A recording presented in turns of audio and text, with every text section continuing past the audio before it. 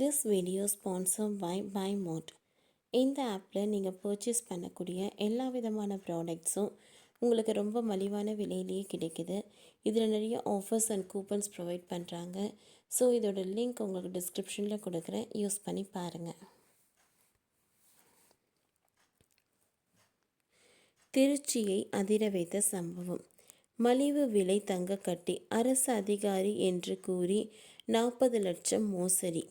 திருச்சியில் மலிவு விலையில் தங்க கட்டி வாங்கி தருவதாகவும் தாங்கள் வருமான வரித்துறை அதிகாரி மற்றும் ஜிஎஸ்டி அதிகாரி என கூறி பிரபல நகை கடை இயக்குநரிடம் ரூபாய் 40 லட்சம் மோசடி செய்த சம்பவம் பரபரப்பை ஏற்படுத்தியுள்ளது. இச்சம்பவம் தொடர்பாக இதுவரை போலீசார் கைது செய்துள்ளனர்.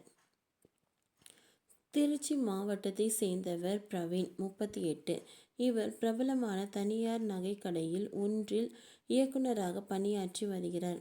இவர் பூக்கடை காவல் நிலையத்தில் கடந்த சில நாட்களுக்கு முன்பு புகார் ஒன்றை அளித்துள்ளார். அதில் புகாரின் தன்னிடம் வருமான வரித்துறை அதிகாரி, ஜிஎஸ்டி அதிகாரி என்று கூறி இருவர் பழக்கமாகினர். அவர்கள் இருவரும் குறைந்த விலையில் தங்க கட்டிகள் வாங்கி தருவதாக கூறி தன்னை ஏமாற்றி விட்டதாகவும் 40 லட்சம் மோசடி செய்து விட்டதாகவும் தெரிவித்துள்ளனர். பிரவீன் அளித்த புகாரின் பேரில் போலீசார் வழக்கு பதிவு செய்து விசாரணை மேற்கொண்டனர். விசாரணையில் மயிலாடுதுறை பகுதியை சேர்ந்த குரு சம்பத்குமார் என்பவர் ஜிஎஸ்டி அதிகாரி மற்றும் கூறி பிரவீனுக்கு அறிமுகமாகியுள்ளார்.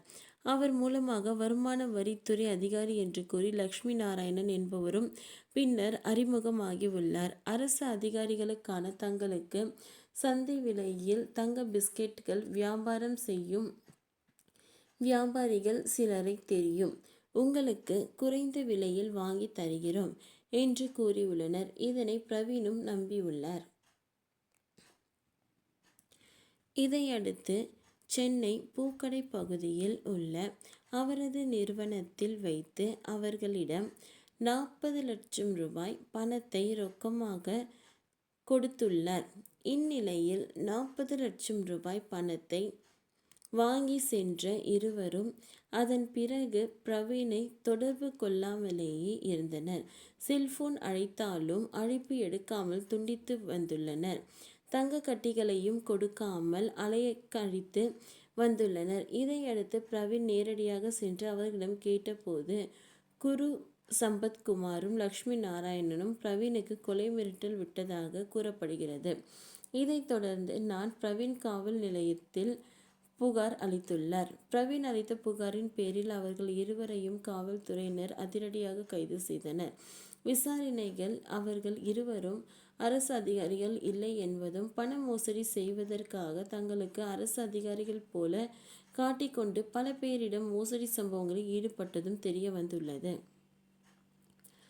போலி அரசு லட்சணை அரசு பதிவெண் கொண்ட காரை பயன்படுத்தி அதே பாணியில் அரசு அதிகாரிகள் என்று கூறி பலரிடம் அதே பாணியில் மோசடி செய்திருப்பதாகவும் விசாரணையில் தெரிய வந்துள்ளது. இதைத் தொடர்ந்து போலீசார் இருவரையும் கைது செய்து விசாரணை நடத்தி வருகின்றனர். மோசடிக்கு பயன்படுத்தப்பட்ட சொகுசு காரும் பறிமுதல் செய்யப்பட்டுள்ளது. ஓகே ஃப்ரெண்ட்ஸ், இந்த வீடியோ உங்களுக்கு யூஸ்ஃபுல்லாக இருந்ததுன்னா லைக் பண்ணுங்கள், ஷேர் பண்ணுங்கள், சப்ஸ்கிரைப் பண்ணுங்கள். தேங்க்யூ.